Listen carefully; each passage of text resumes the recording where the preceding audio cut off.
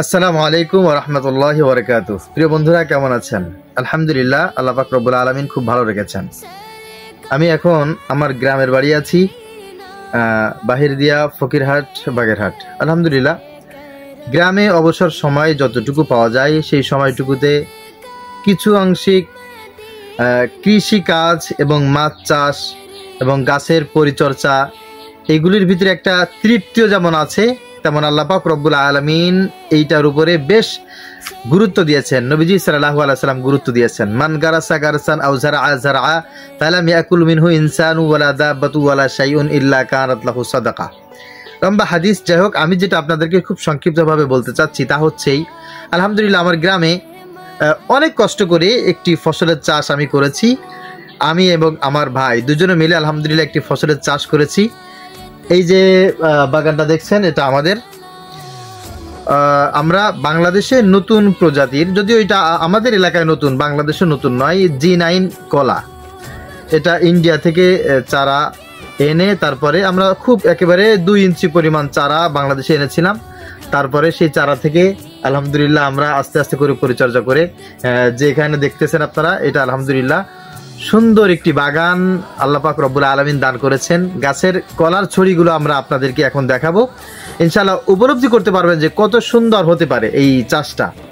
তো আমরা যারা বাড়িতে বসে আছি, আমাদের কিছু জমি আছে, অবসর সময় বিভিন্ন কাজকর্মে আমরা ব্যয় করে থাকি। আপনাদের প্রত্যেকের কাছে অনুরোধ যে আপনারা আলহামদুলিল্লাহ কিছু কাজ করবেন। যেমন আর্থিকভাবে আপনি স্বাবলম্বী হওয়ার সুযোগ এখানে রয়েছে, ঠিক তেমন আত্মিক দিক দিয়ে তৃপ্তি পাওয়ার চমৎকার একটি সুযোগ রয়েছে। আলহামদুলিল্লাহ এখন আমি বাগানে সময় দিচ্ছি, এখানে আসলাম, সময় দিচ্ছি, দেখছি যে কোন কোন গাছের কি অবস্থা, কোন কাঁধির কি অবস্থা, কোথায় কি লাগবে, বাঁশ লাগবে, এবং সামনে এখন বৃষ্টির সময় চলছে, সামনে একটা বৃষ্টির সময় আছে, কোথায় কি লাগবে না লাগবে এগুলো আমরা দেখতেছি, পরিচর্যা করতেছি। তো আলহামদুলিল্লাহ যারা আছেন আমাদের ফকিরহাট, বাগেরহাট এবং পদ্মার এপারে যারা আছেন, আমাদের এই বাগান দেখার জন্য আপনাদেরকে অগ্রিম আমন্ত্রণ জানাচ্ছি, আপনাকে দাওয়াত দিচ্ছি। ইনশাল্লাহ এটা দেখে আপনি অনুপ্রাণিত হতে পারেন, আর চাইলে এই চাষাবাদ আপনি নিজেও করতে পারেন। তো আসুন আমরা বাগানটা এখন ঘুরে দেখি যে গাছে কলা কিভাবে ঝুলছে। আশা করি ইনশাল্লাহ আপনাদের খুব ভালো লাগবে। আসসালামু আলাইকুম। বিশেষ করে হে মক্কাবাসী, তোমরা তোমার রবের গোলামি করো।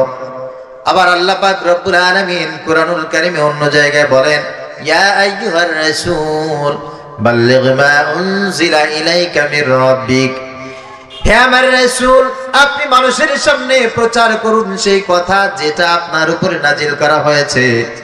আল্লাহ পাক রব্বুল আলামিন আবার বলেন, ইয়া আইয়ুহান নবী, হে আমার আদরের নবী, হে আমার বার্তাবাহক, ইত্তাকিল্লাহ, আল্লাহ পাক রব্বুল আলামিনকে ভয় করো। ওয়ালা তুতিল কাফিরিন ওয়াল মুনাফিকিন, কাফেরদের আনুগত্য করবে না, মুনাফিকদের আনুগত্য করবে না।